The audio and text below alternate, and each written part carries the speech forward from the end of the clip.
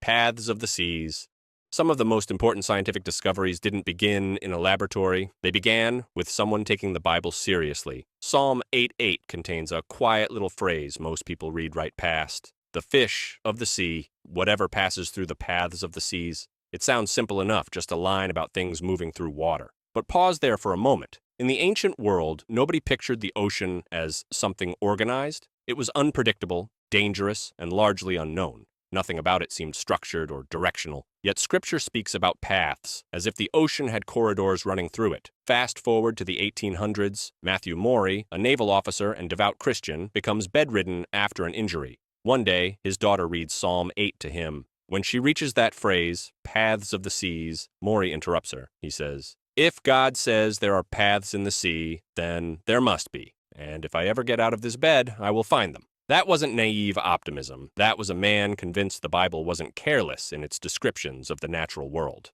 When Maury recovered, he went back to work and began charting winds, currents, and circulation routes. What he found reshaped global navigation. Ships began saving enormous amounts of time by following the very currents Maury documented. His research became the birth of modern oceanography, and it all started with a verse written 3 millennia earlier. The remarkable thing here isn't that Maury twisted science to fit Scripture. It's that Scripture hinted at a reality long before anyone studied it. The psalmist wasn't writing a scientific treatise. He was describing the world with language that ended up being far more literal than anyone expected. And that's the pattern you see throughout the Bible. Other cultures imagined sea gods or mythical forces stirring the deep. Scripture speaks in terms of order, movement, direction, intentionality. Centuries later, science finally mapped what Psalm 8 quietly acknowledged. The sea has pathways, and they shape the world far more than ancient people ever realized.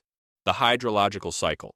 Sometimes the Bible isn't ahead of science because it's trying to be scientific, but because it's simply telling the truth about the world God made. Take the water cycle. We learned it in school as evaporation, condensation, rain, rivers, oceans, a closed loop that keeps our planet alive. Meteorology didn't put this together until the 1600s. Before that, most cultures explained rain with mythology. Gods crying, storms being poured from heavenly jars, rain stored somewhere above the clouds waiting to be dumped out. It was imaginative, but not accurate. Then you open the Scriptures written centuries earlier and you find something different. Not myth, not guesswork, but an unbroken description of a continuous cycle. Ecclesiastes 1:7 gives the big picture. All streams run to the sea, but the sea is not full. To the place the streams come from, there they return again. That's runoff and return. Rivers empty into the sea, but somehow the sea doesn't overflow. Something is sending that water back. Job fills in the next step.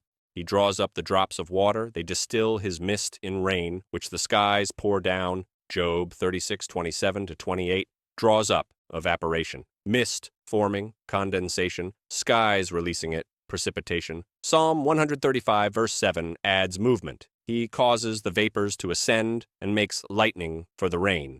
Amos 9:6 completes the loop. He calls for the waters of the sea and pours them out upon the surface of the earth. Put those passages side by side, and you're looking at the entire water cycle laid out in simple, observational language. Water rising, clouds forming, rain falling, rivers gathering, oceans receiving, the process beginning again. And this is written long before modern science connected the dots. What stands out isn't that the Bible uses technical terms. It doesn't. What stands out is that it describes the world the way the world actually works. No divine buckets, no sky reservoirs, no mythology, just a cycle that matches what satellites and weather models now confirm. And the older you get, the more you appreciate this kind of thing. Scripture doesn't strain to sound impressive. It just speaks accurately about creation because the author happens to be the one who manages it. So when people say the Bible is unscientific, you don't have to argue. Just smile, because while ancient cultures were guessing at why rain falls, Scripture quietly laid out the process thousands of years before meteorology gave it a name.